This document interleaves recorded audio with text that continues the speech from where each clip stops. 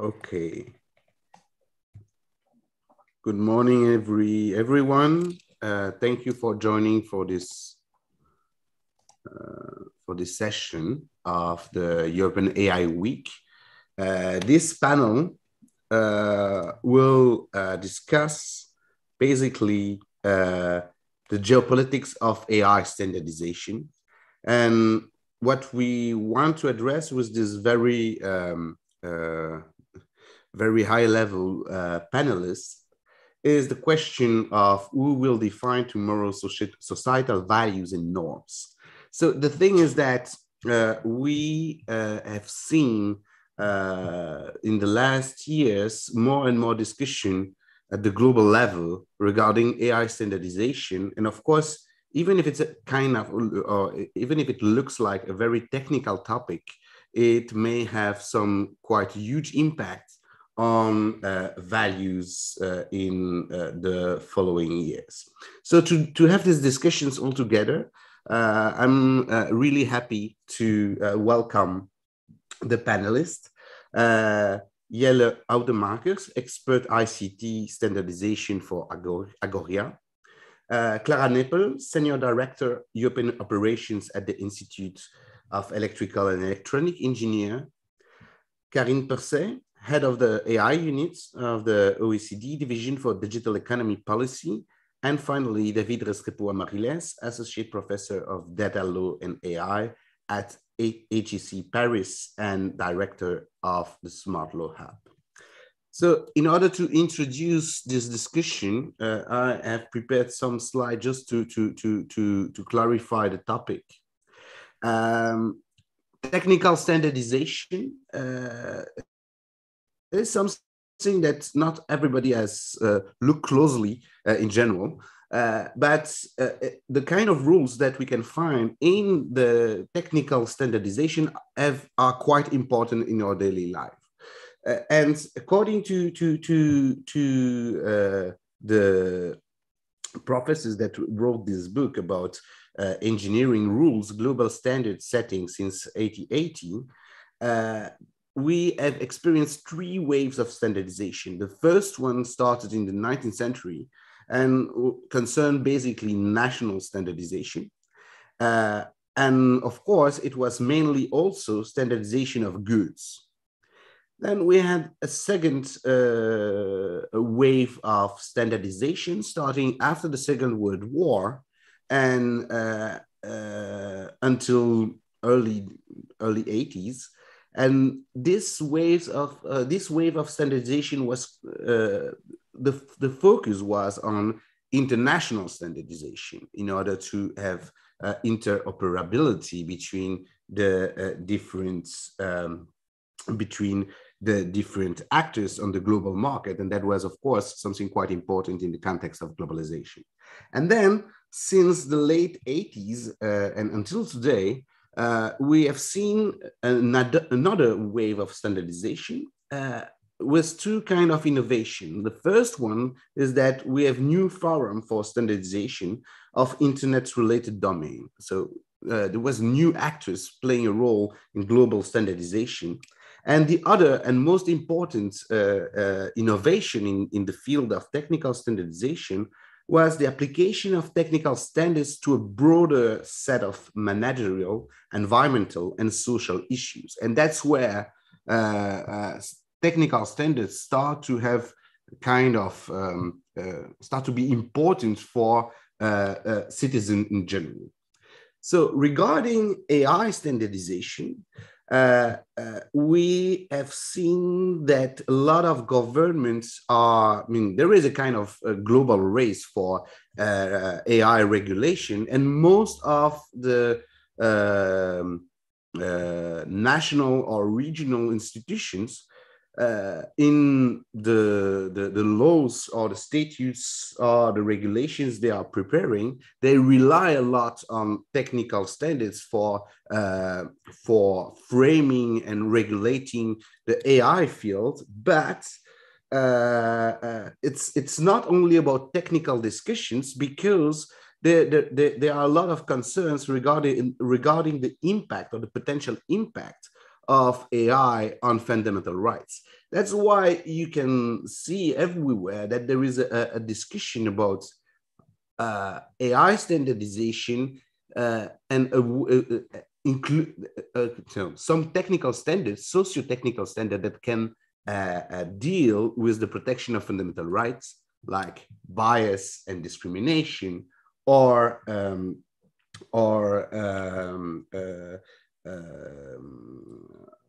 fairness in AI, etc. And of course, since these questions are related to some kind of values, there is to a certain extent a kind of global competition, or at least we can expect that we may have a kind of global competition about the definition of values that should be integrated in artificial intelligence system. So China has decided its new external commercial policy to be China Standards 2035. And the idea is really to perform in the development in the development of standards, including in the field of AI. You have an initiative in the US that wants to be a leader in AI standardization. And we have, of course, also a lot of discussions now at the level of the European Union or the Council of Europe. And in this context, there is a fear, or there may be a fear, that we will end up with a fragmented world in which when you decide which kind of standards you will use, you will decide also what kind of interpretation of fundamental rights you agree on.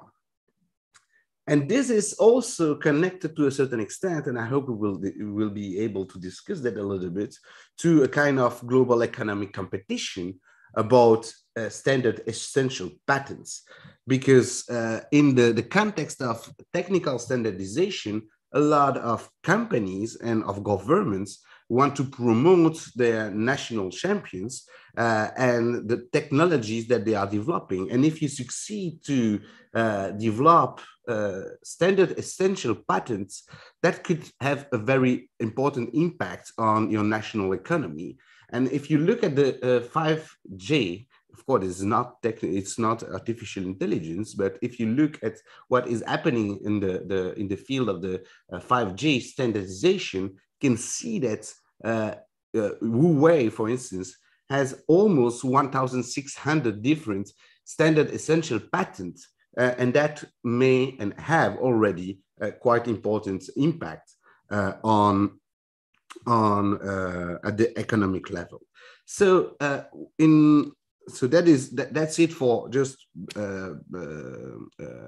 introducing the discussion, and I will immediately start the discussion as such with our panelists. And I would like first to ask Clara Nepel from the EAAA. So at the level of the EAAA, you are quite advanced in the setting up of AI technical standards, and especially AI social technical standards. So my question is the following: are our concerns regarding the impact of AI on societal values and fundamental rights addressed in the standardization process? And in this context, do you have the impression so far that we are facing an increased politicization of technical standardization? So Clara, you have the floor.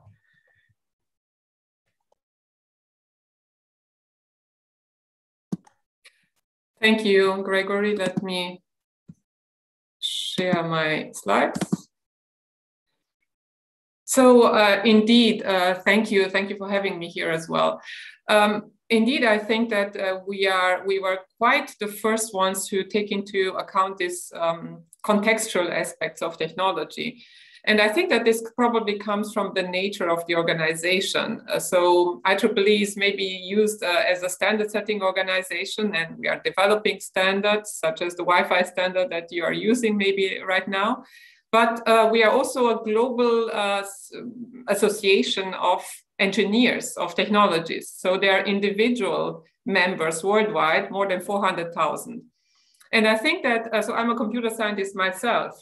And I think in this community, it was quite early on clear that it is not only about developing technology, because this technology has a certain impact on society and on environment as well, and that we have to take a certain responsibility for this. And especially with the rise of autonomous intelligent systems, it became also very clear that technology is no longer neutral. It basically reflects the values, as you just said, Gregory, of the people who are developing it and use it, and also sometimes the business models, of course. So we started an initiative which was called Ethically Aligned Design in 2015. So this was quite early on. So basically to bring together the technical community with humanities, with the rest of society, and to see what are the ethical implications and how to take them into account when developing, when deploying this technology. And some of these recommendations were for us, so for the technical community. And as you just mentioned, so standards is of course one of the instruments which we are used to work with. And so we embarked on this journey to develop from technical standards also social technical standards. And basically, this is our way of how to take values into account, basically to make these implicit decisions explicit and verifiable, because this is important for the whole AI ecosystem, for B2B, B2C, and so on. So when we're talking about social technical standards, we are talking about issues like transparency.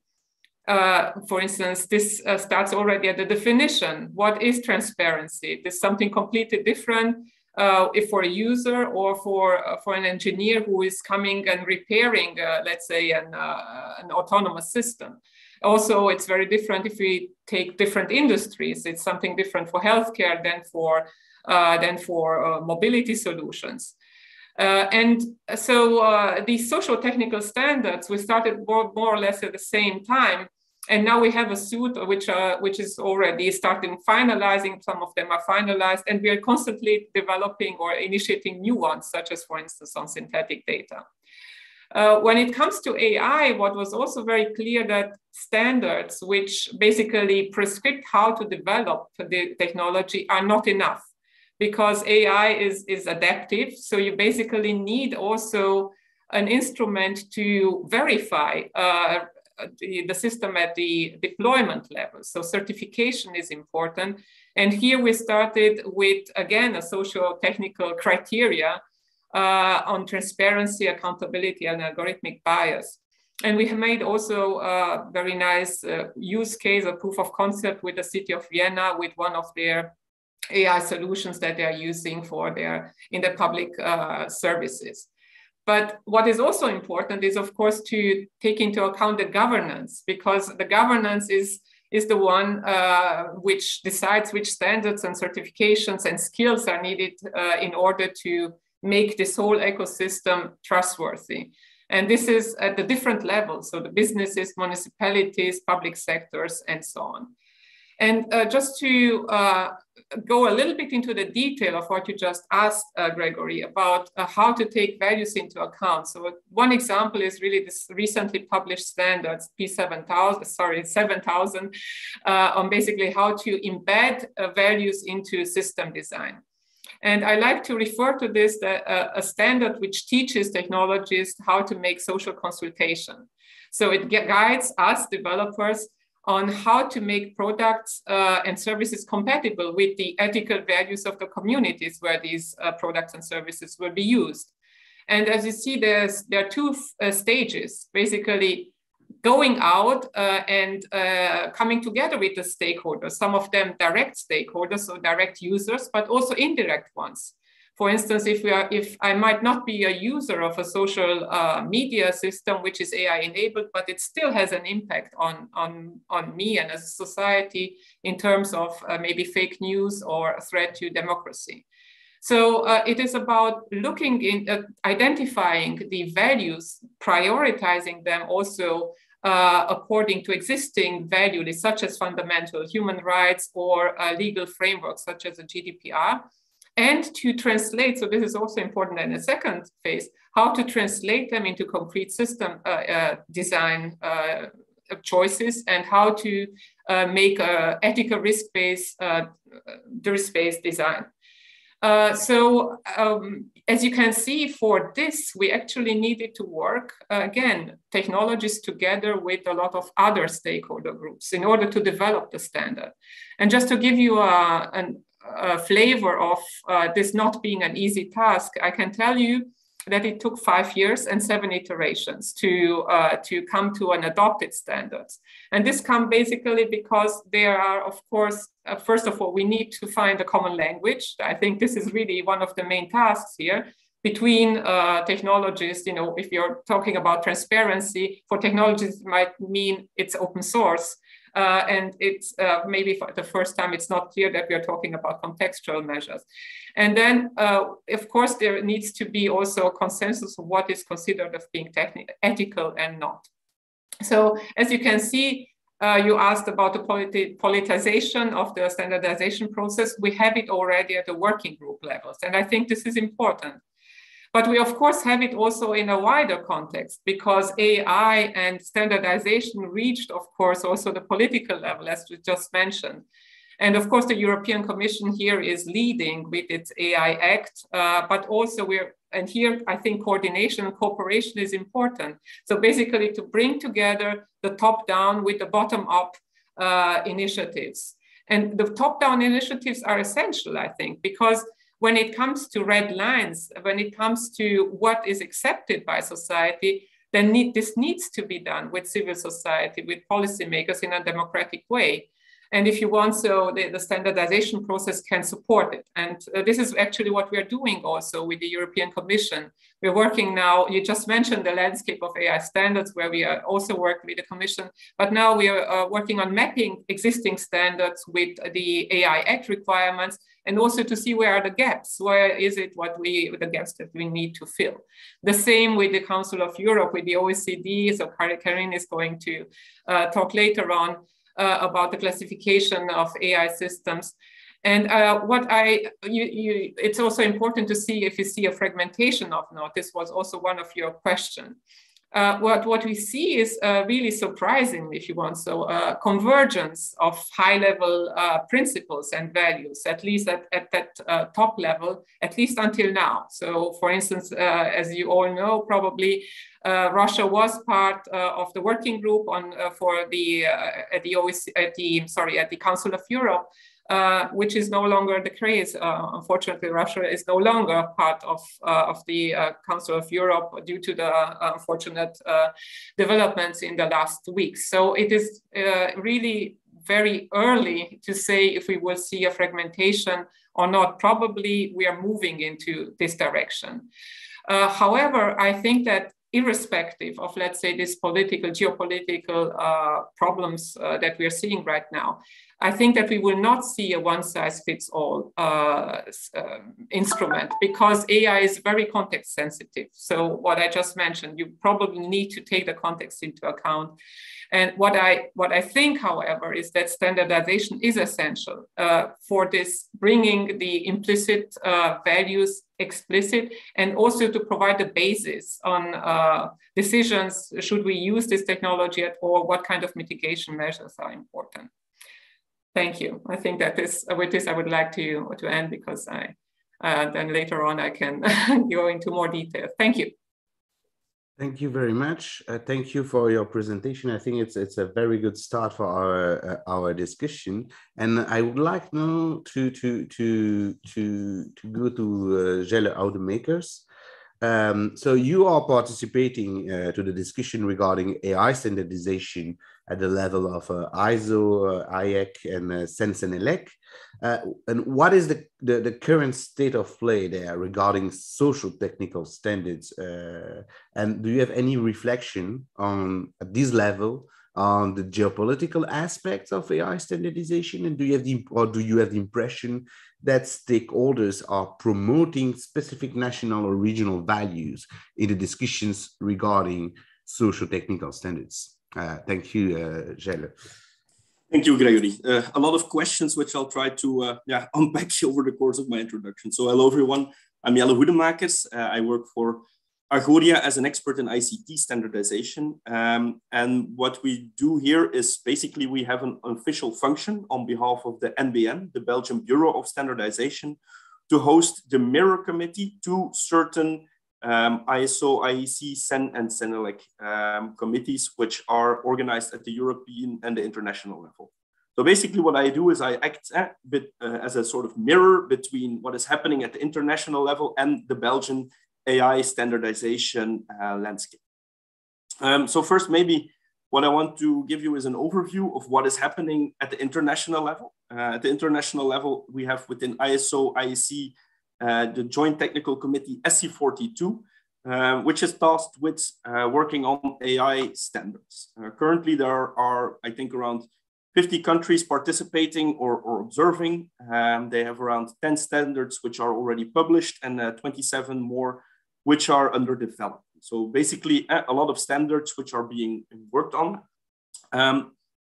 We could divide maybe these standards into sort of categories. From one side, you have foundational standards, which are extremely important. Clara mentioned it already. Around these new technologies, often the concepts and terminology are not that clear. For example, if I talk about artificial intelligence, it might be totally different than, I don't know, even Gregory talks about artificial intelligence. And so if you want to build standards, you need common terminology and concepts which have to be standardized as well. There are certain publications which are working on applications, like a report of use cases of artificial intelligence, guidelines for artificial intelligence applications. Then there's a whole range of standards on data quality for analytics. And so there's a 4 series standards which is on the way on that. There's work being done as well on things like lifecycle processes, on trustworthiness. For example, with trustworthiness, we're seeing already technical report on bias, explainability, controllability, ethical and societal concerns. Then already there are certain assessment standards under development, like assessments for robustness of neural networks, standards on quality, like a quality model, standards on safety, and standards on risk management. I think looking towards all these standards for us here in Belgium, the ones which are of extreme interest are the ones on risk management. That's one standard which has a very direct link also with the AI Act, for example. And then there's standards on AI management systems, which as well could be very interesting in the future. Then after international, because these standards are at ISO level, which is international, also within Europe, there are already for, I think, 2.5 years, actions ongoing on standardizing artificial intelligence at the European level. There was a focus group which was founded 2 years ago, where they tried to envision a bit, okay, we have all these international standards. We have ISO, but not only ISO, also IEEE, for example. Is there even a need to have European standards? After some discussion, they found that indeed there is a need to work on European specificities. And they founded the CEN-CENELEC JTC 21 on artificial intelligence, I think almost a year ago. This group is still very young. As such, they are not yet working on writing standards. They're sort of working now on, okay, which are the priorities where we need to focus on? They're working on structuring their work. And there's already something which I think is interesting. Maybe I want to discuss it later. But in the current suggestion of the working structure, there was a decision made to set up one working group, which is called Working Group 2, on foundational, ethical, and societal aspects, and a Working Group 3 on engineering. And in this way, and this is a bit a comment, I have the feeling that at the European level, they want to a bit separate the technical standardization and maybe the socio-economic standardization. And so this is something which I see, and as well, I think it's very difficult if you want to combine these two, as for example, people working on engineering standards, on technical standards, they have an engineering background, and people working on ethical and societal aspects, they have more of a socio-economic background. So there, it's already I think, extremely difficult. Clara mentioned it as well, to have all these people speak the same language. But yeah. My view on the geopolitics of standardization. I thought about it for some time, but maybe the first question is, we should ask ourselves, why do we standardize? And looking towards, let's say, the Belgian ecosystem, the main idea there is removing barriers and access to the global market. By using standards, and preferably then international standards, a Belgian SME who is working on an AI application immediately, if they use the relevant AI international standard, has access to the international markets. They can be interoperable with other different AI applications. And so this is very important. So looking towards where should our standardization priorities lie, the view in Belgium is, first, we have to focus on global standards because our market is global. If it's not possible to work on a consensus there, then we should maybe look towards European standards. And local standards even is something we want to avoid. We don't want to have a certain standard in Belgium or even in Flanders and Wallonia, then in Germany and the Netherlands. This would cause a lot of difficulties to operate. Then maybe how are we faced with standardization as such at the moment? A lot of times when I talk about standards with people who do not have that much knowledge about it, they assume it's the same as a regulation. But actually, they're very different. But in reality, the way that companies or other organizations are faced with standards is through regulation. And like, for example, the AI Act as well, it sets certain requirements for these high-risk AI systems. How do you comply to these requirements? Well, then you can use maybe certain standards in the future. So in that way, there is a very close connection between the two. Maybe a personal reflection on the what should we do with this geopolitical tensions which we're seeing in AI standardization. I would try to avoid this as much as possible. Indeed, maybe there is a need to standardize certain values, but if we create this tension field and move politics into standardization, where standardization is more of a consensus building tool, I fear that we will lose standards. Standards will lose their credibility in the future. And standards currently still are a very viable tool, which is used by a lot of people. In that sense, of course, I mentioned we should work on global standards and developing global standards, but it might be possible that for certain applications, it's not possible to reach a consensus at the global level. At that point, it shouldn't be the goal to push a global standard, even if there is no consensus. But then maybe we move towards the European level to work on European standards. Something I like to highlight as well is I think standards should follow values, not set them, because in a lot of discussions that I'm seeing, people are trying to maybe set up the new values that AI systems should follow in standards, even though they're not really maybe accepted societally. And so this is my point of view. And then again, I have to bit of agree with the European approach when talking about socio-technical standards. I think it would be easier to first maybe split them up and have people working on technical standards, which are heavily required, for example, to comply to the AI Act, and other people working on the sort of societal standards. Of course, there should be a convergence of these two, but I have the feeling that if we bring these two together now, that we won't get really anything done at that level.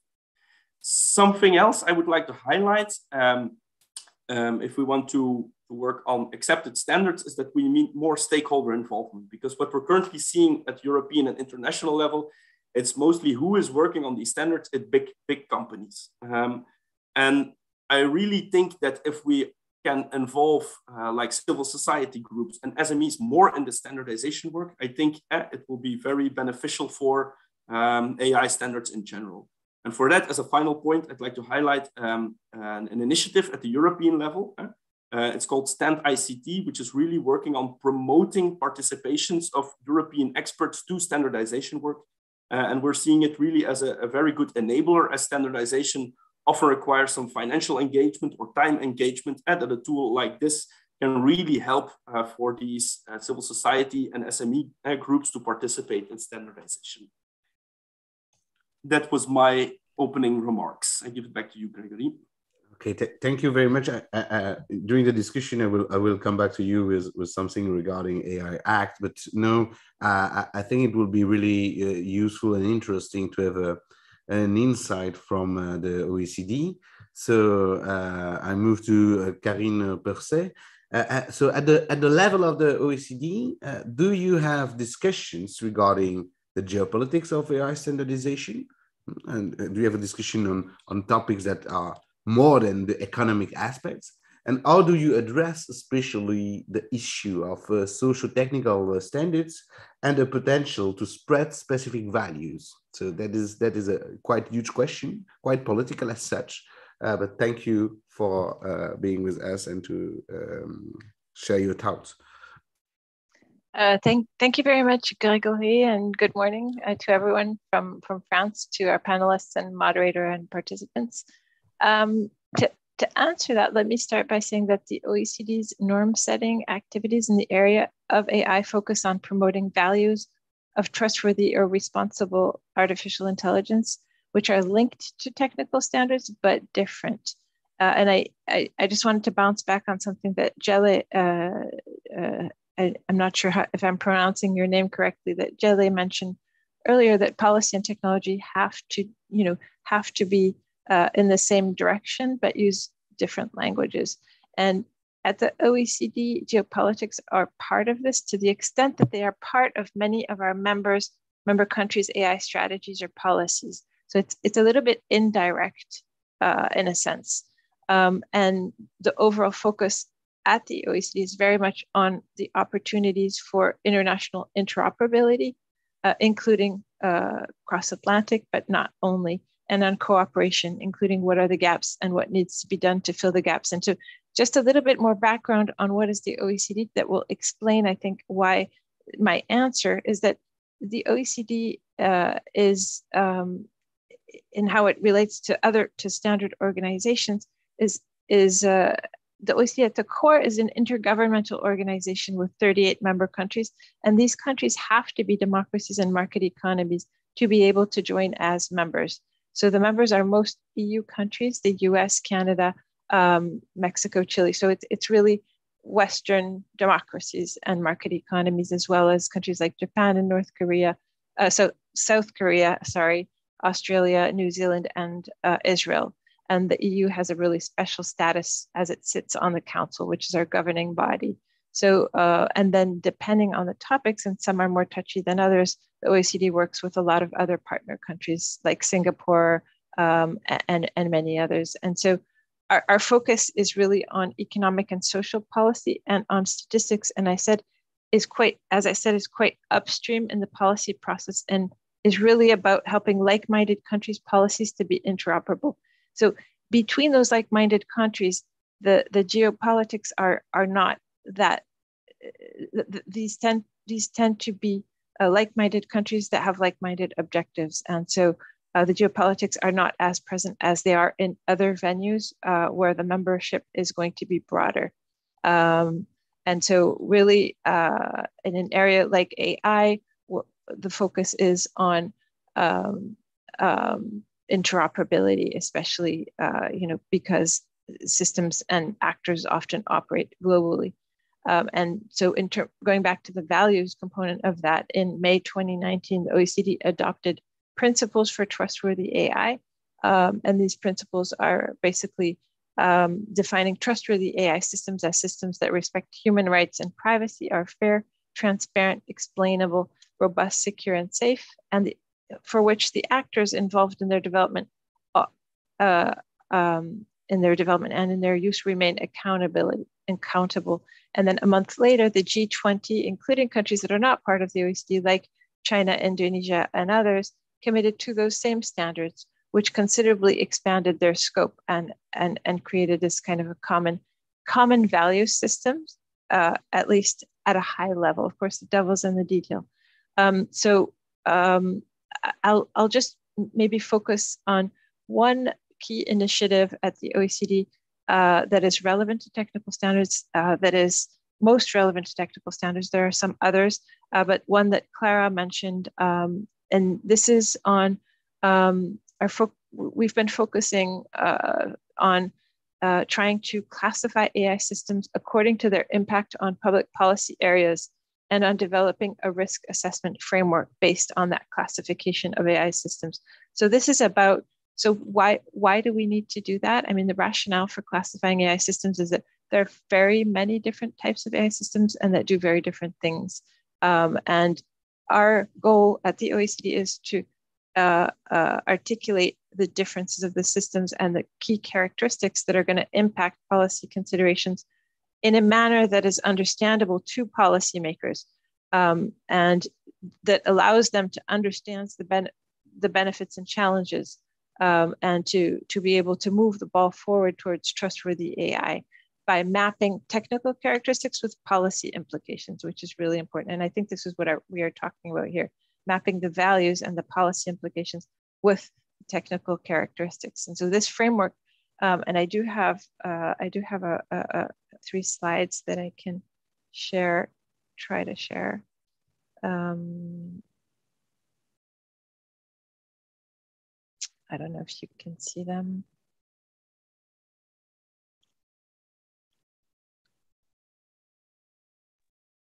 Not yet on full screen, Karim. And now we see presenter mode. No. Okay. Can you now see them? Yes. Okay. Okay, great. Sorry about that.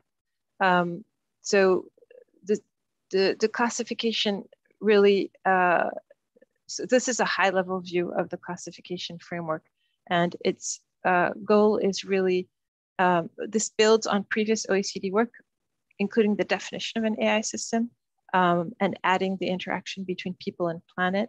And this helps assess and classify different types of AI systems according to their impact on policy and specifically on human rights, bias, safety, and accountability. And so in the high level view of the framework, you can see the core dimensions are at, the core, the people and planet. And this is about how people as a whole use or are affected by AI systems, and focuses on human rights, well-being, and the environment. On the left, the economic context of an AI systems include the sector in which the system is implemented, how widely it's deployed. Next is the data and input that flow from the context to the AI model, including how the data is collected and processed and whether the data is personal data, and many other characteristics. On the right is the AI model itself and the technologies used in it, including the type of model and model building process. And the last dimension is the task and output that flow from the AI model back to the context of the system. And that includes the tasks that the AI system performs, such as recognition or personalization, and how much autonomy the system has, like with the driverless cars. And so we can map the, I don't know if you can see this. You're still at slide 1. I don't know if that's the, oh yeah, there.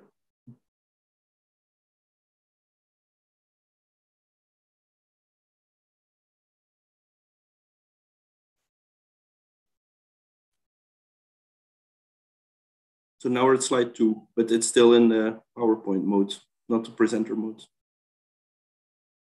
But we can see it, so. Yeah, okay. So let me just try to make it a little more user-friendly here. Sorry, I'm really sorry about this. It's computer issues this week have been atrocious.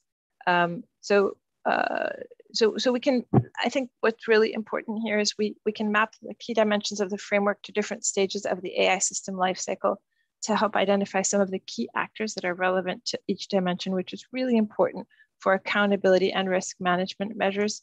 And these actors are going to include the end users and stakeholders who use or are impacted by AI systems knowingly or unknowingly, the system operators who plan, design, operate, and monitor AI systems, data collectors and processors, developers and modelers who build and use, verify, and validate models, and then system integrators who deploy AI systems.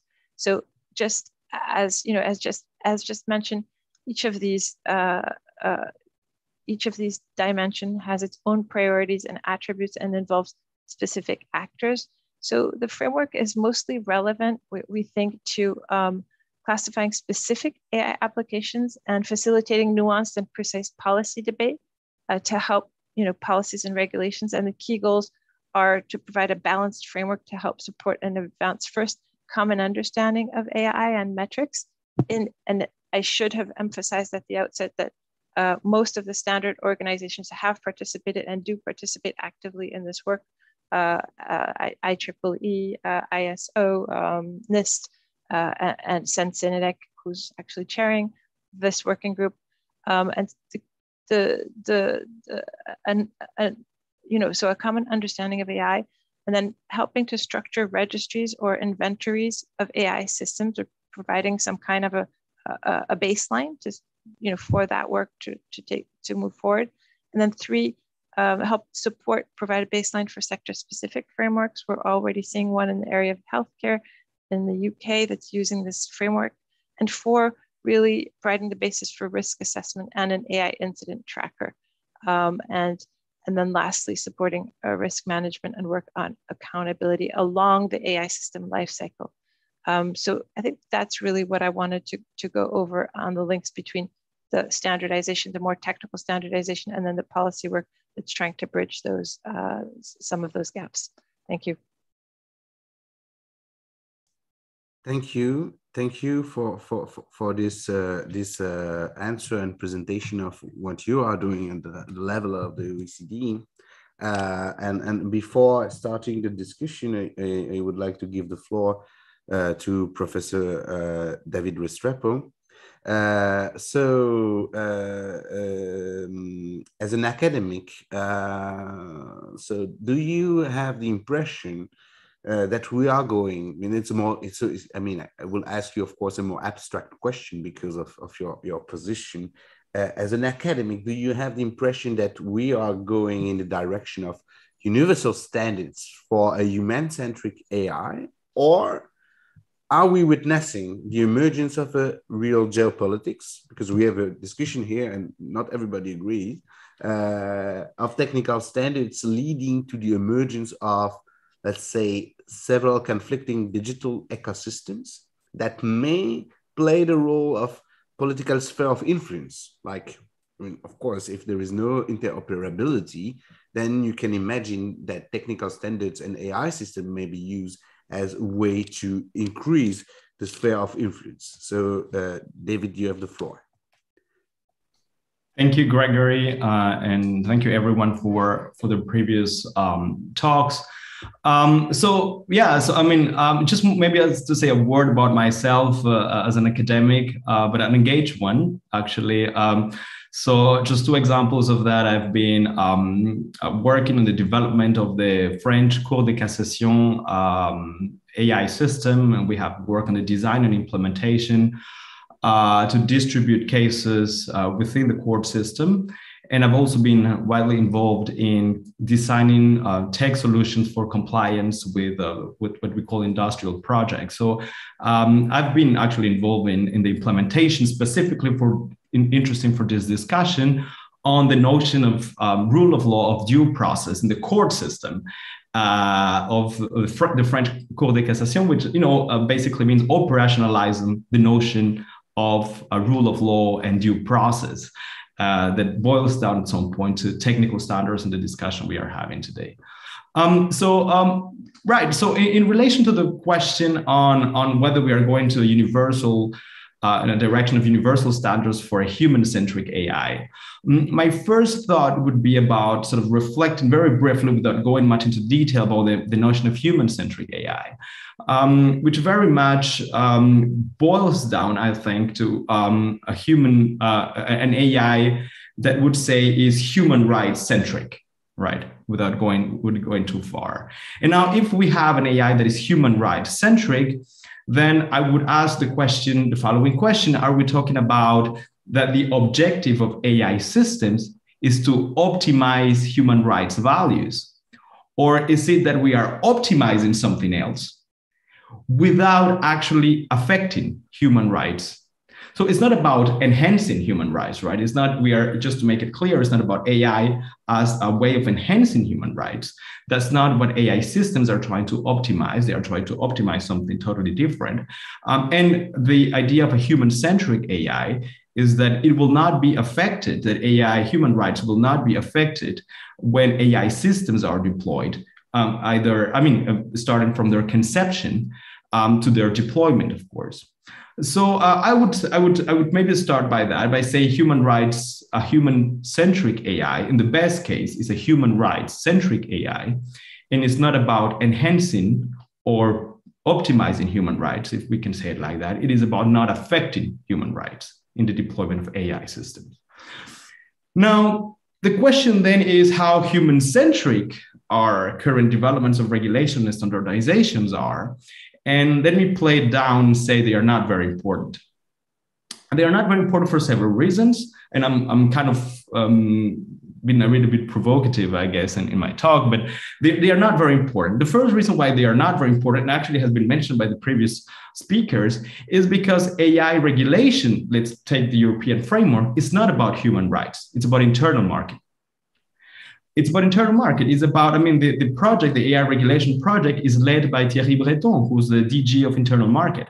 So this is a proposal about ensuring that AI products can circulate. I think, it was a great point by Gel and also by Clara, but Gel is clearly saying that the objective of standardization is to remove barriers, right, for access to international markets. And that's exactly the idea behind AI regulation, is to ensure a regulation that allows the circulation of AI-based products within the internal market, right? That's the approach. The AI regulation is not led by let's say a commission or a DG that has as the mission to promote human rights. So that means basically that once we have this regulation back into the European setting, standardizations organizations of the EU, the CEN, the CENELEC, and the ST, will receive a mandate to standardize products that fit market regulations, right? That's the objective, that fit market regulations, and they would have to do it in a way that does not affect human rights. So this is far from saying AI human rights centric or human centric. We are in a market centric human rights approach. Just to make it clear, we are not in a human centric human rights. We're in a market centric human rights approach, where we say that human rights are relevant, or at least should not be affected. And I would like to understand how this goes farther. That's part of things I'm doing, but I want to understand how this goes farther than just any obligation of certain systems. I have some ideas on that, but part of the discussion of any system should not affect human rights that is deployed in the market. So that's a first thought on sort of whether we have a human-centric AI. And maybe to put, and I would agree with many of the speakers before, that we have some convergence of the high-level principles to some extent. That are discussed, but that's far from saying we will have operational convergence. And one of the reasons of this why this operational convergence might not arrive is because of the regulatory approaches that might, underlie both regulation and standardization. And in the European Union, it is risk regulation, which there is sort of backing up the current AI approach. Regulatory approach to AI, as well as data protection, by the way, before. And this means that we are expanding, right? We are expanding an approach, a regulatory approach that originally emerged in health, drugs, safety, in which has as the two main components, safety and security, to human rights, right? This is sort of what we are doing. We are expanding seatbelt regulation to human rights. We are expanding health regulation to human rights. So again, by conception, I would say this is far from a human rights-centric approach. We are just expanding a safety and security regulation to say, well, we have to run risk assessments, and these risk assessments at some point might rely on technical standards, and those technical standards will take into account the fact that human rights should not be affected. So that's basically on the how, whether we have this universal approach in human-centric AI, and maybe just a word on China, since it has not been mentioned a lot in the discussion, but most of you might be aware that there is the Internet Information Service Algorithmic Recommendation Management law in China, with very specific provisions. I mean, Article 1 says that this law is enacted as part of carrying forward a socialist core value view. And Article 6 clearly says that algorithmic recommendation systems need to uphold mainstream value orientations, right? And mainstream value orientations in China are not the same as mainstream value orientations in Europe. So I would say that at this stage, there might be some overlap in sort of macro level ideas, but the operationalization might come at a different price, I would say. Again, sort of now maybe moving to the second point Gregory mentioned that connects very nice with this one is, are we actually going to have, therefore, some this geopolitics of technical standardization will lead to conflicting digital ecosystems, right? And that's what Gregory just asked as a question, and that's a quite interesting question. And again, I come back to Gel and Clara, who mentioned both the importance of removing barriers in the standardization, but at the same time, the fact that standardizations are contextual. I think I took that from Clara. It was a great point, and the Chinese example shows that. So 3 thoughts there on my side. First is that I think that we have a previous expertise on that. Let me start by this. Let me say that indeed the operations of standardization is market-driven and connected to incentives. So I would say, as far as market is driving, as it is right now, the framework of regulation on AI and standardization on the NIST, it's market-driven.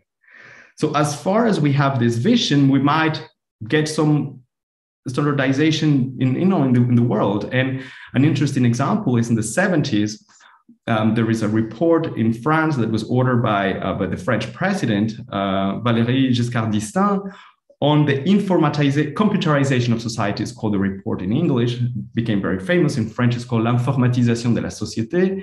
This report was replied by some scholars by the MIT in the US, by Daniel Bell, I think.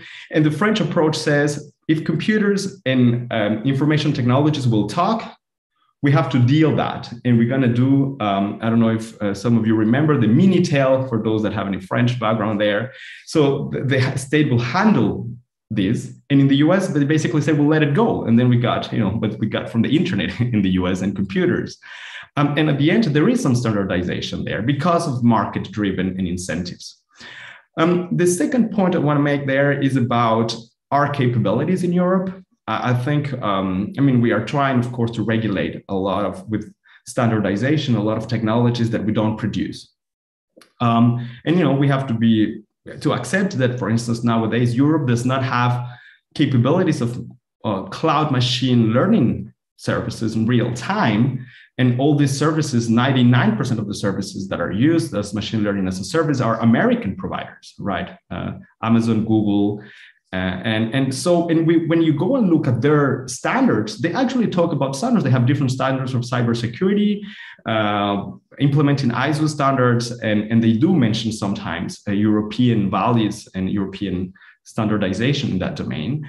But I think we are maybe relying too much on the importance of the market, of the European market in the global economy. And it's true, the European market is currently the second most important market in machine learning as a service, but that is entirely provided by external actors. So as Gregory was mentioning with the 5G, how much dependent we are on external actors and how much technical standards we are capable of setting and not taking, right? And that's kind of part of the second point. And the third is that just like bias, values in algorithmic decision systems need to be incorporated everywhere. And I think Karine and Clara talk about, the design of the systems. But we also can talk about the values of the human in the loop. If there is a human, the values of the designers, of the engineers participating, of those making decisions based on the system. So I think there is also something there to be looked at, is the comprehensiveness of values spread in systems and not just in the design of AI systems. And I guess this will come also because standardization also looks, as we have been talking on, social technical standards. So I would say there is, again, just maybe emphasizing, and it's a provocative, I'm aware of that, is that this is a market-driven issue. And this is how it is seen, even in Europe, where we have a strong human rights-centric idea of AI, still remains market-driven.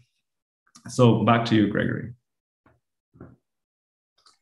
Okay, thank you to all of you for bringing a lot of food for thought regarding this topic of geopolitics of AI standardization. And to start the discussion, perhaps I would like to just ask you if you want to react to what other panelists just bring in the discussion. In order to start a really open and informal discussion about, okay, what's going on and what are the topics that we should focus on. And then I will bring some additional questions after that to follow up on the discussion. So who want to jump in and to react to what was just developed by the different panelists? Jan, yes, please. Yeah, maybe a quick reaction, because I think some very indeed good controversial points made by David to start the discussion. On the point that the AI regulation was not led by a human rights approach. In theory, I agree with that. Currently, they take a risk-based approach, but in a sense, I think a lot of these risks are, in a way, really closely connected to potential human rights violations. And so they are, in a way, included there, even though the framework that was used is indeed a framework from the product regulations. Another thing that's, and indeed is a good point, we have to consider who are the companies developing the technologies. And there, indeed, I think you make a valid point that a lot of the services around AI that we are using are not really European companies or European companies who are using these standards. But in a way, Europe wants to set this standard. And indeed, there is a tension field there. And that's indeed maybe connecting to the geopolitics of it all, of Europe who wants to set European standards, but maybe Europe who doesn't have the capabilities at the moment internally to develop these standards. And that's, again, coming to my point, I think a lot of these capabilities are hidden inside our SMEs. And because if we see in Belgium which companies are developing these cutting edge AI applications, these are startup scale-up SMEs. And if I go to them and say, but yeah, you have to be involved in standardization, they say, yeah, but yeah, we don't have any time for that. But I think the clue lies there. We don't have any, let's say, European big tech champions anymore, I think, at the moment. But what we do have is a very powerful and innovative SME base, where I see a lot of potential to participate to standardization. The only problem is getting them there. Thank you. Clara, you want to react? Yeah, thank you. So I can just agree with what Jelle said, that it's absolutely crucial to have SMEs in the standardization process. We're actually working with the Digital SME Alliance. And frankly, I think that we have to also discuss how to make the standardization processes more inclusive in terms of embracing the diversity of the stakeholders, but also making it more adaptive. I mean, all these frameworks need to be quicker, and because the technology is changing very quickly, but also the environment is changing very quickly. So we have to to take this all into account. I would like, however, to challenge the idea that we have to separate the technical standardization from the social technical standardization. I think that everybody would agree that if we are talking about AI used in healthcare, then you need doctors in order to define what is good quality. You need to have them, because if you do it only with technologies, it will probably not result in a good system. Now, if we're talking about fundamental rights, I cannot really see how technologies can solve this problem alone. So I think that we absolutely need to have this input from the experts in order to translate them, as I said, into system requirements that can be reflected in the standard.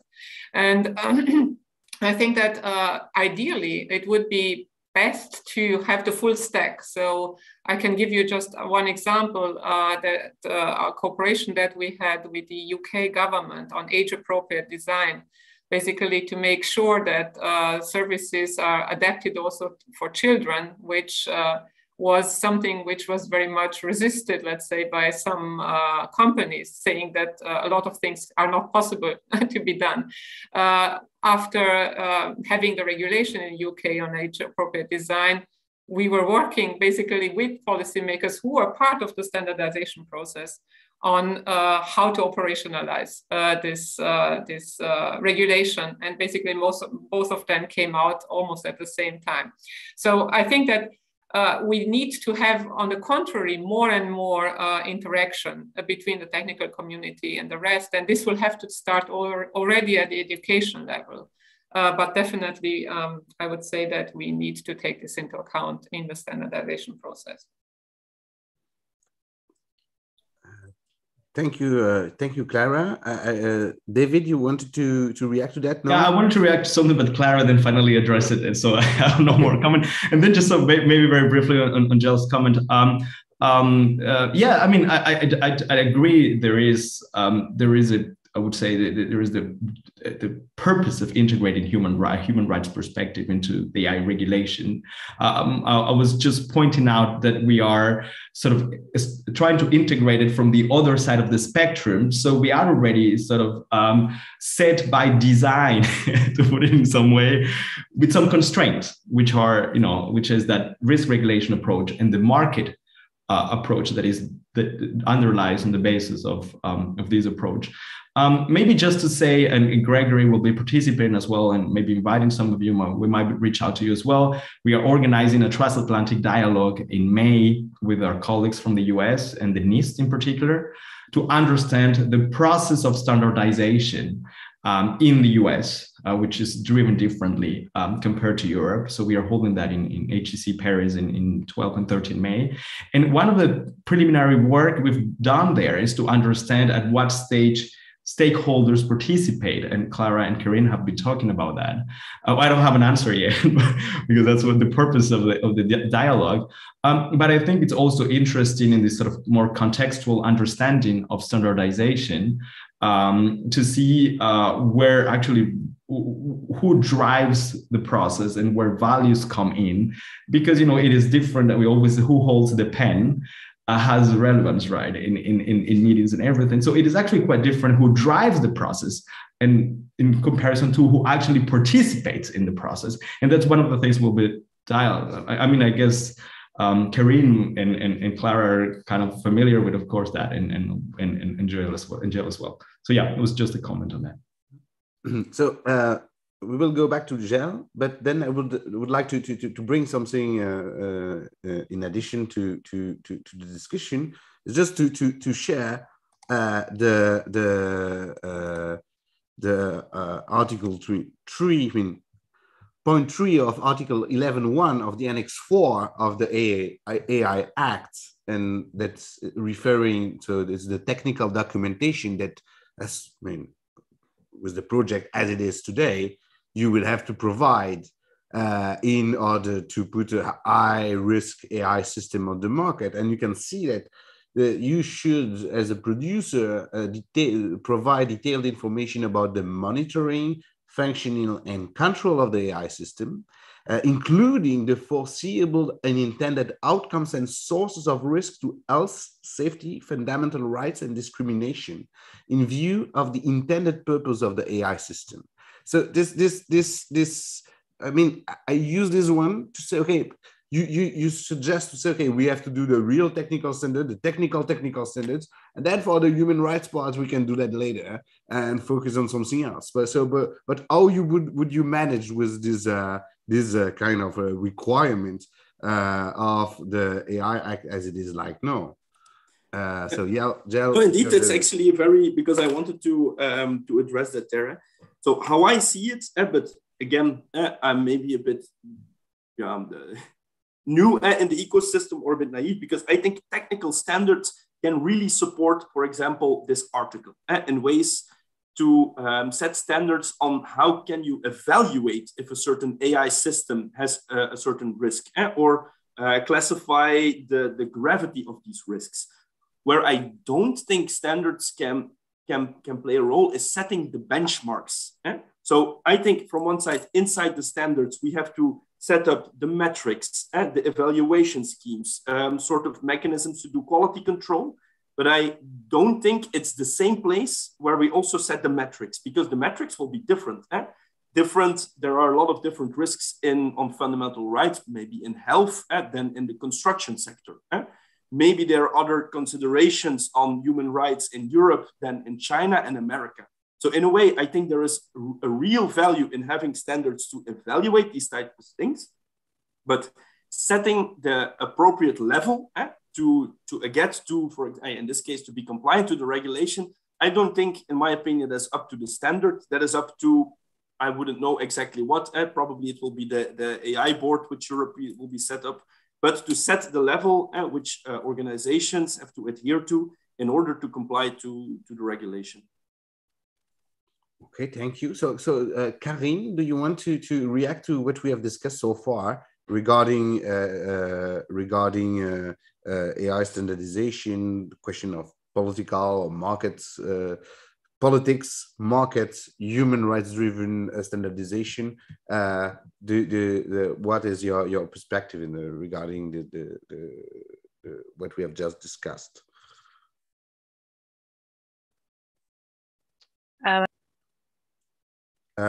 You have to turn on your microphone, yes.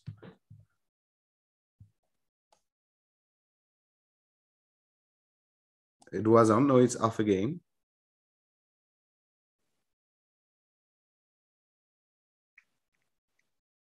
That's good.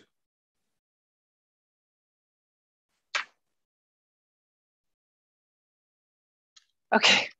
I changed my computer yesterday and have had unending issues, even with unmuting.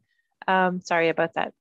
So to react, I think I agree with much that has been said, particularly on the role of standards helping setting up metrics and quality controls, but that the metrics will be different depending on the metrics will differ depending on the context in particular, and that setting the levels is going to be, we can provide overall benchmarks and frameworks to do that, but then where the red lines are set in each jurisdiction or let's say region is going to be up to those regions, and that's going to be true in the US, which is going to have different red lines at different places than in the European Union, for example. One thing that I would add that's not directly relevant to what's just been said, but pertains to the list of high-risk systems and how to ensure that, how to give visibility on the evolution of that list so that actors can make informed decisions to invest or not invest. And what are the mechanisms that we can use, let's say, in the sort of, what are the tools that we can provide to help, anticipate that evolution, or maybe provide a framework that would give a little more visibility than, just So I think that's a really important one to focus on if we want to, which I think is the primary objective of the regulation of the EU AI Act, is really to promote innovation and in a responsible manner. But the primary objective is to promote the use of AI and innovation in that sense. And so trying to address those uncertainties, or at least provide more information that can inform the investment decisions and the innovation decisions, would be really important. And on that front, what we've started to develop, and with partners and hopefully as many partners as possible, as one route that will be, of course, not sufficient, is just looking at the past and the present incidents that have, so basically the risks to AI systems that have materialized into actual incidents, and these incidents that have been reported in the news as events, and then as articles pertaining to that event, and then trying to classify those and gather information on the types of systems, use the types of models, and basically use this classification framework we developed to classify these incidents. And based on that, so that will be useful, we think, in reflecting the past and the present. If we can capture in real time, it will not give us a good sense of what's going to happen in the future. So we would need to complement that with foresight work on where are we going. But that, I think it's an important point to not just leave that as to give more indications on how that will evolve based on what criteria. Thank you very much. I would like to go back to what David was mentioning, the dependency. I mean, regarding from the topic from a European perspective or even a Belgian perspective, the dependency of Europe on foreign technologies, basically American or Chinese technologies, etc.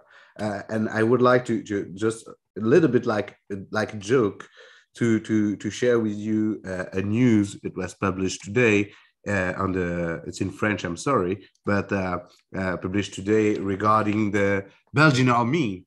So the Belgian army is not able to have access to the internet after a cyber attack since December 2021. And it's written that so far, they were not able to find a solution to have an access to the web. So this is just an example of the problem that we may have. I mean, it's the army. We have a small war somewhere, not that far. This is an example of what kind of concrete problem we have with the talents that we don't have, with the technology that we do not have control on. And so we have seen in the last weeks that it's not possible for Europe to decide to take sanctions against Russia regarding gas, fuel, etc., because we are completely dependent on that. So let's imagine that we would like, for any kind of reason regarding human rights, to not use anymore Microsoft products and Microsoft 365 that all the administrations are depending on, for instance. Is it possible? Probably not, and not that quickly. So the thing is that, is it possible? The thing it's possible for Europe, so to have a real impact on the standards, on the global standards that will be developed regarding values, human rights, whatever, while we do not have any control on the technologies, and it's not going to happen very quickly. So just to have your perspective on that, because I think this is a crucial question, especially if you look at all the development regarding smart cities that will have an impact on everyday life of the citizen, regarding all the appliances that you may need in smart cities. So I just want to bring this question. It's a provocative one also.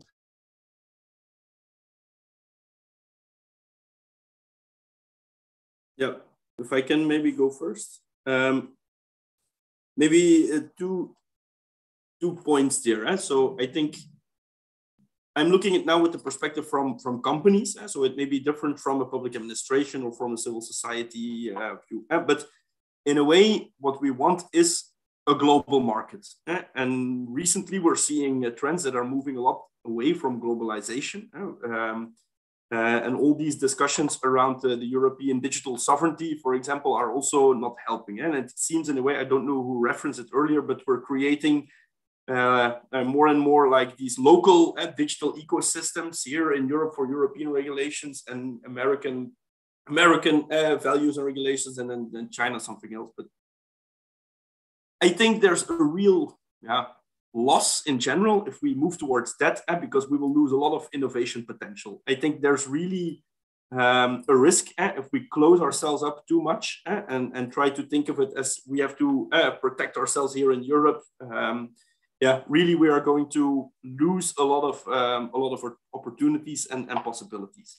And the second point, I maybe don't fully agree that you have to be involved in the development of a standard in order to gain local benefits from it. And for example, I take maybe 5G, and these were, I think, mostly some big telecommunication companies who developed these standards.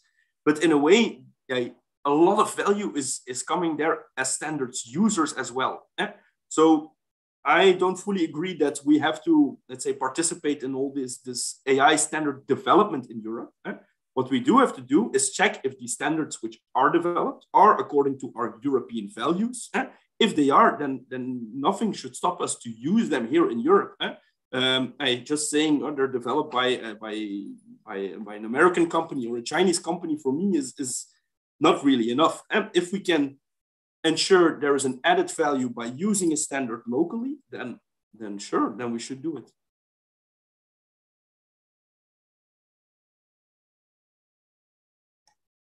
Thank you, Jelle. Give the floor to Karine that want to react.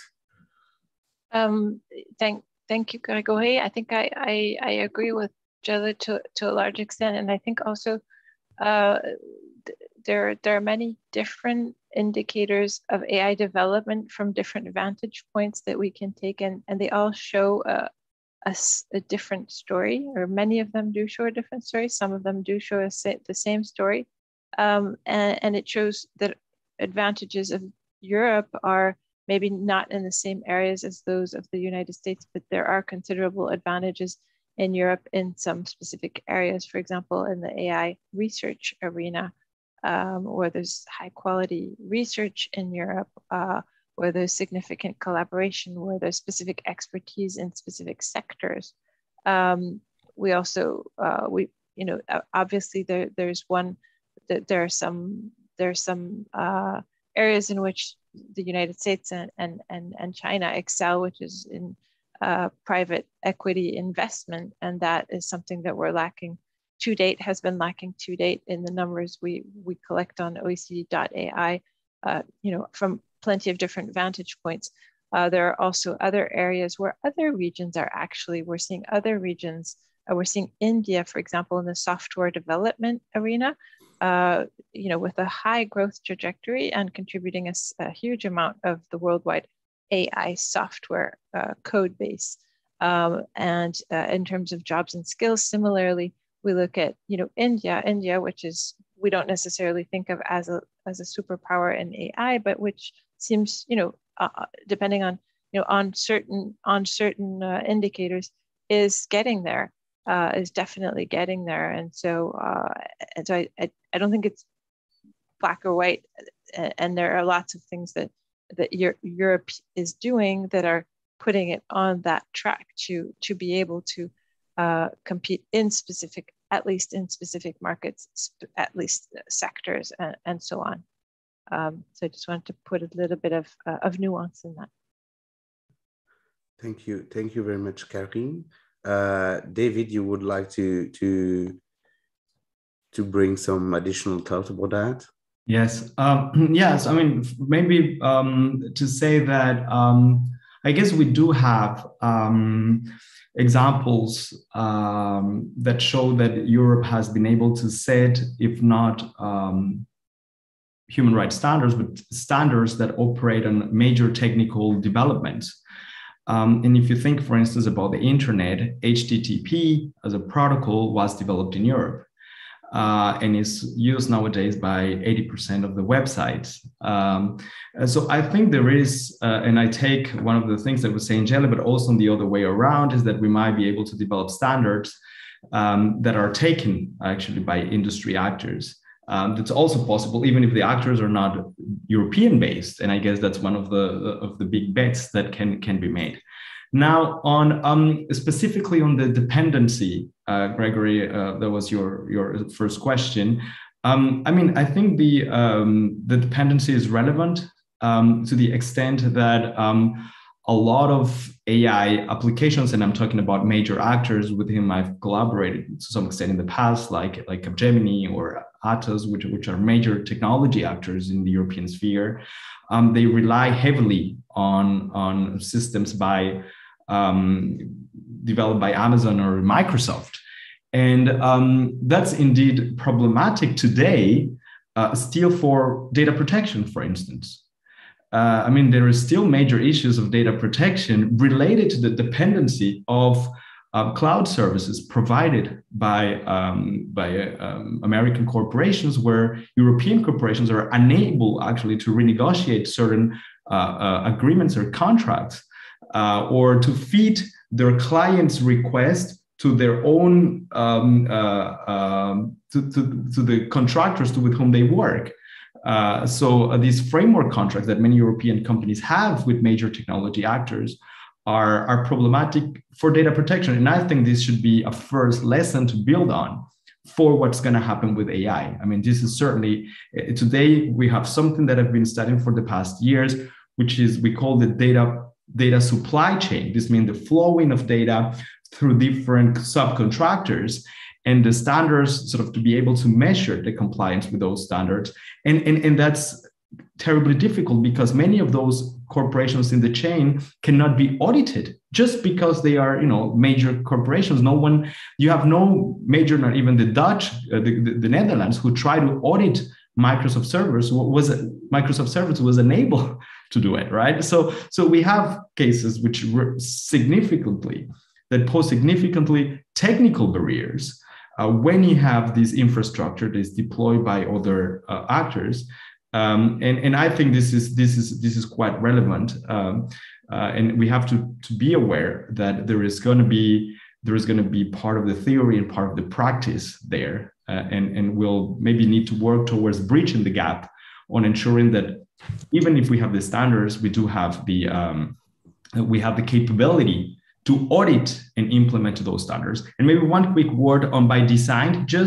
I think there is something very valuable in what we are talking about today, in the sense that the movement towards standardization of human rights, if we want to put it like that, because this is one of the things in AI development, it's really a shift towards embedding human rights at the first order rules that has been discussed, right? Rather than at the second order rules, which increases the scalability of human rights in AI design. I think this is really key, and both key in the positive and critical way. I mean, it's key because we can scale the way human rights are embedded in these systems, which also means that this scalability will lead to this vision of human rights that are scaled in the system being significant for the way human rights operate in these AI systems.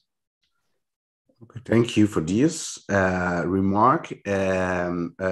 Clara, you have the floor, and then I would give the floor to Jelle and open the discussion with the public. So Clara. Yeah, thank you. Yes, so again, I absolutely think it's a very relevant point. Not only what we are talking about data, definitely here data, in Europe, we have also quite potential for industrial data, which we are hoping to tap into. And I think it's important to make now the necessary steps in order to have right licensing agreements in place, so that we have also a bargaining tool here. We are also moving in the field of AI more and more into big data models, and which makes also, you know, the reusability of data models increasingly important. So we have another dependency there. So that means actually that really we need to take this into account already at the design model, because it will be reused later on in the value chain. And I think that I wanted to just to then, of course, absolutely agree with you that we should not duplicate work, because we cannot afford that, actually. As I said, if we try to put this social technical instruments working, I think it's about trust, basically. And if you are achieving trust by reusing existing standards, that's perfect. Yeah, we have now some of the IEEE standards, and we're working actually with GTC 21. We're also having a liaison agreement with ISO. So it's really about making as much as possible available in order to be reused and adapted. And I think this is really an important point that you mentioned there. But in order to have this trust, sometimes you need to have participation as well, so that people are actually, consumer groups and so on, are part of the process. And of course, as much as possible, as much as available, of course, in terms of capacity building. And just a quick remark as regards the metrics. So I think that we exactly just as risk, as David was mentioned, and also that risk was basically redefined with the AI Act. So moving away from the traditional risk categories of safety and security for us technologies to human rights, we also have to move towards a redefinition of metrics of success. We see this already in the environmental field, when we have the risk, of course, as well, but even the Commission is moving towards the net impact. So we need to take both impacts, the positive and the negative impacts, into account, and of course try to optimize to have a positive net impact as well. And for this, again, I think that we need to have the participation of those who will use it as well. Not in everything, of course. If it's completely about the chips design and so on, of course, you would not need to have human rights activists there. But if it's about, you know, AI system being used in the judicial system or in HR, I think we absolutely need to have these as well for the definition of metrics. Thank you, Clara, for this. I think it's really important, and also we have seen that in the process regarding the AI Act, in the process regarding human resources, the idea was to bring the first idea in the report was to have all the players in the field to participate in the process, but finally it was not the case. So it's also quite important issue. Gel, you have the floor. Yeah, maybe to come back a bit on the dependency, because there it was referenced that on cloud and data, for example, or data tech, we're dependent on outside providers.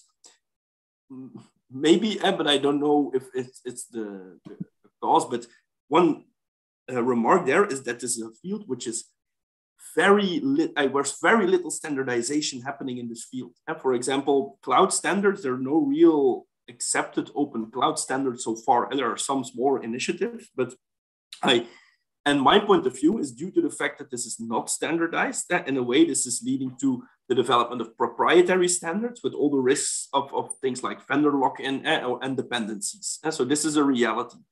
There are then some projects, like for example, what we're also involved in, like Gaia X, which for me is basically a very big European standardization effort to work on standards to promote let's say, the activity of European players in this cloud field. And this will only be possible if there will be, let's say, technical, but also maybe legal standards developed on cloud.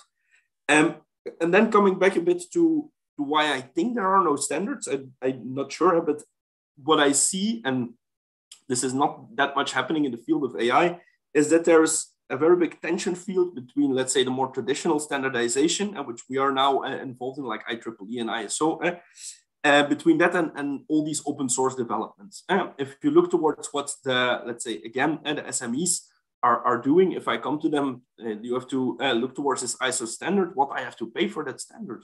How come I have to pay for a standard? For example, these things are, let's say, bringing barriers to this traditional standardization. Also, their consensus process, I'm talking about now ISO and Senelec, is rather slow. If you compare it to how open source works, very fast they can develop a sort of standard. And so this is something for the future we need to take into account, because I think otherwise there are risks for the traditional standardization development. But this open source is not the best solution for all. And this is a very, there are a lot of things which can go wrong as well with open source development. So, but yeah, I'm proclaiming a bit that we need to find a balance between all the good things open source has, and also all the good things that our traditional standardization mechanisms can bring to the table. Okay, thank you for this idea about, yes, the method, basically, in that case, the method that standardization forum have to implement somehow in the contemporary, in the current context. So I think it's time to take some questions from the audience, and we have already one from Sami Manai. I don't know if I click there, can you join? No. Yes. So you have the floor, Sami. You can turn on your microphone and then.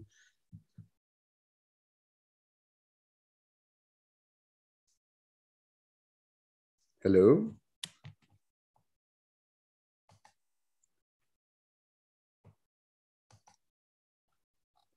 Sami.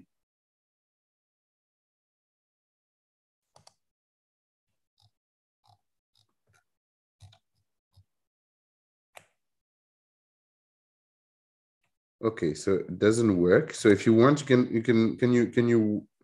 you write your questions in the chat? So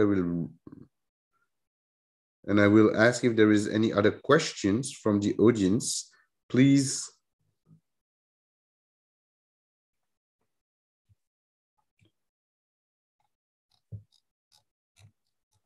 I don't know if this is the correct. Yes, no, it is the correct way to let people ask questions, but so this one doesn't work.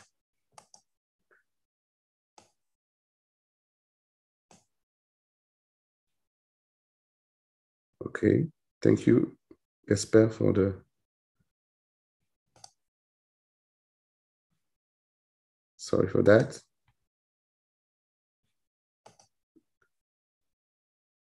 Sami, can you try?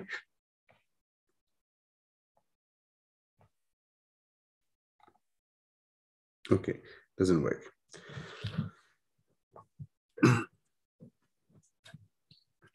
So in that case, I would like to perhaps to ask if there is other questions. Do you want, if you want to take the floor to bring in some additional informations or ask questions, do not hesitate to.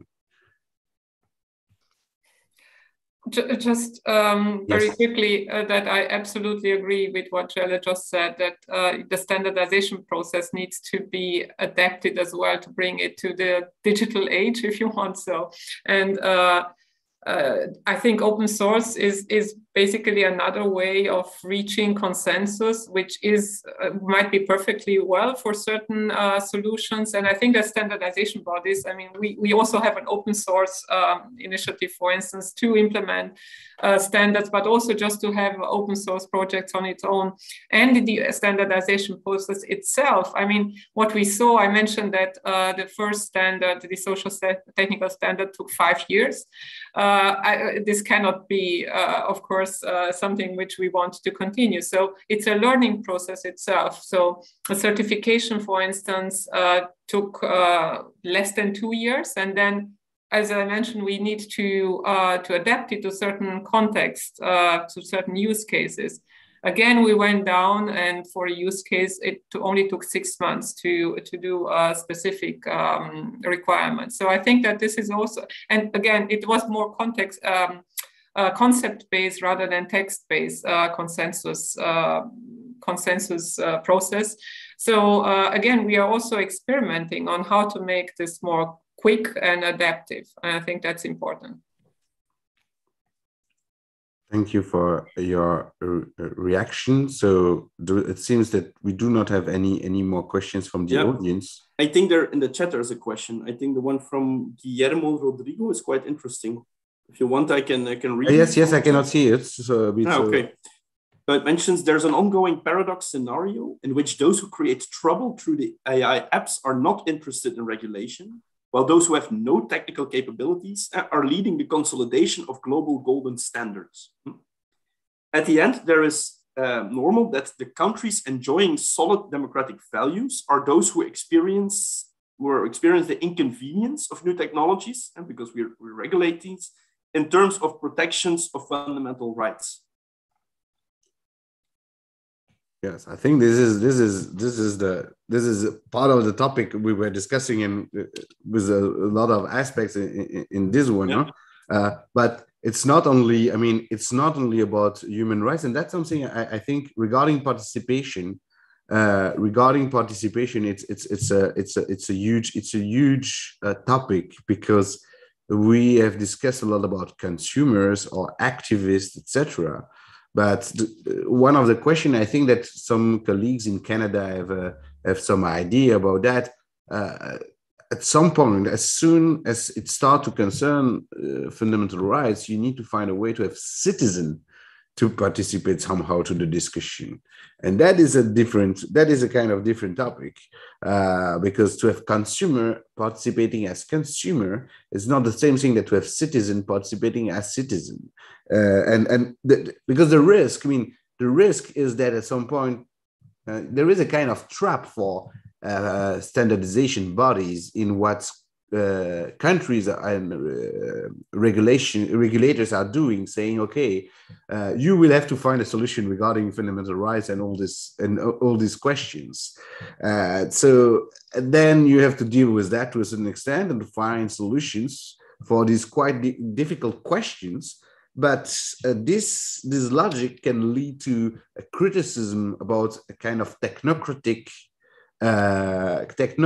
world dealing with important issues without any saying from citizen. And this is a question of how we can, and if we have more and more technical standards regarding important values that are public, and everybody has an interest to have a say about these values, how can you organize a consultation? And I don't know if it's something that standardization organizations are doing. But and yes, please, Jan. If I can react to that, so this is something not only in the context of standardization, but for a lot of other items we faced as well. So there's always, let's say, there's some parties who are very interested to work on that, but involving citizens is always very difficult. And you can have organizations representing their views, but also they are having, let's say, limited manpower to work on these items. I don't have a solution. I think these initiatives like citizen science, involving them online in the development of these new technologies have potential, but yeah, no golden solution there. But just want to claim that this is a problem we're facing at a daily basis. Yes. Thank you.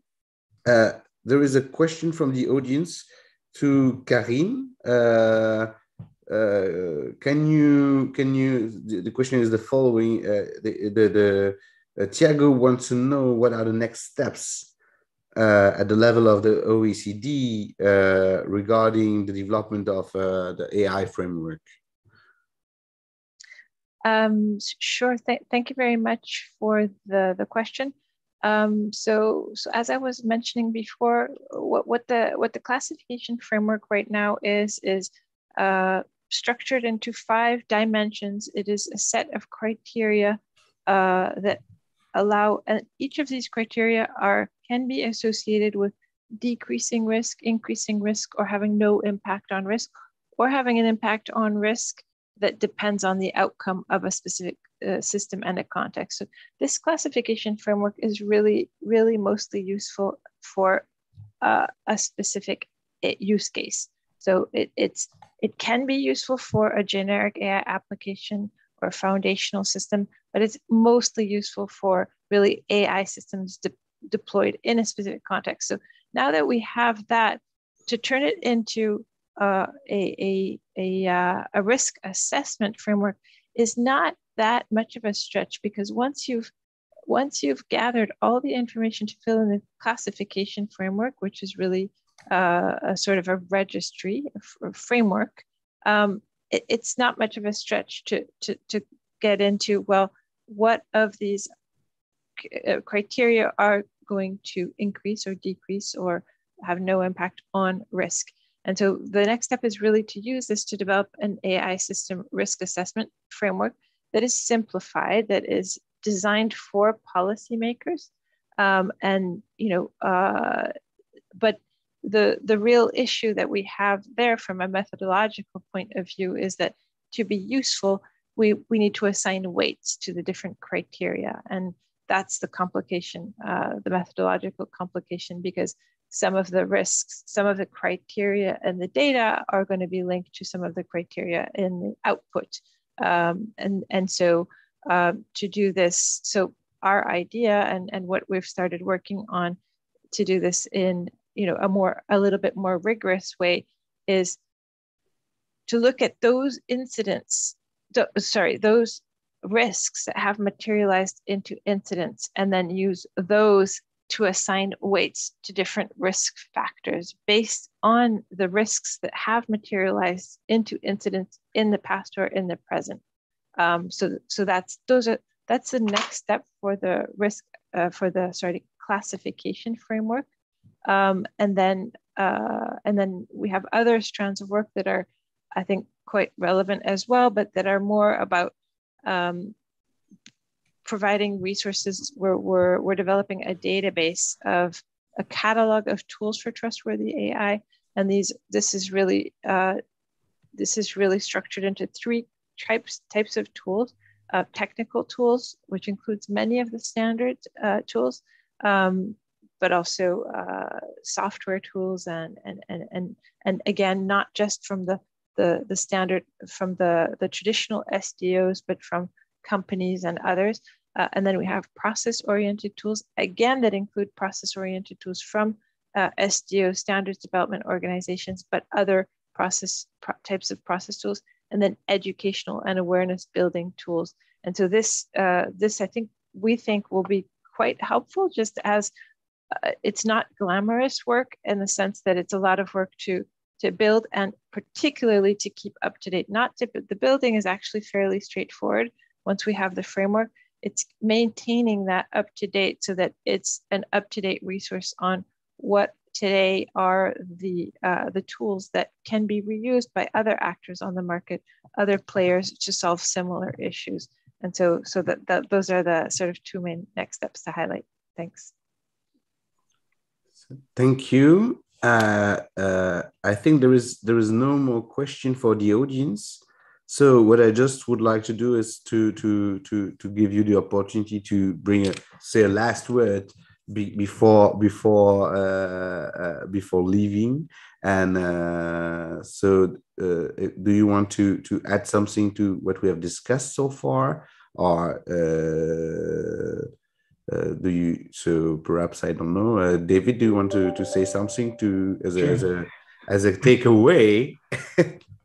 Well, I mean, I don't think I can do a takeaway statement, but maybe just to say a couple of things coming out from the discussion. One of them that I think this conversation demonstrates is that it is extremely useful that organizations like the OECD, IEEE, the Belgian and other national standardization bodies actually get involved into this, because this conversation, it's bringing a lot out of a lot of ideas that are really necessary to sort of harness in a meaningful way these technologies, and we are probably very far from it, but we are on the road, right? And that's an important point, and I would take that is I don't know if a takeaway, but it's something that it's extremely relevant.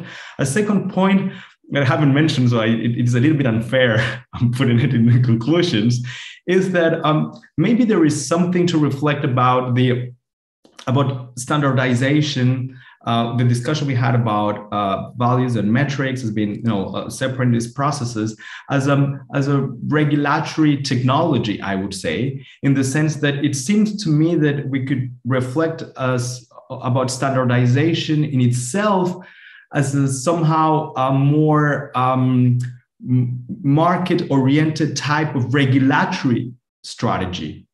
We know we have these other experiences where you have standardization and you have certification by different bodies, even private organizations. So in a certain way, you have already a regulatory mindset. And I'm not talking back to risk regulation, but really the tools themselves that are there. And we have these in the aircraft industry as well. You have certifiers of technical standards and stuff like that, which is a bit more market oriented. So we do have some sort of a technology of regulation in these areas that it gets closer in some of a delegation of public authority towards more private-oriented tools of regulation.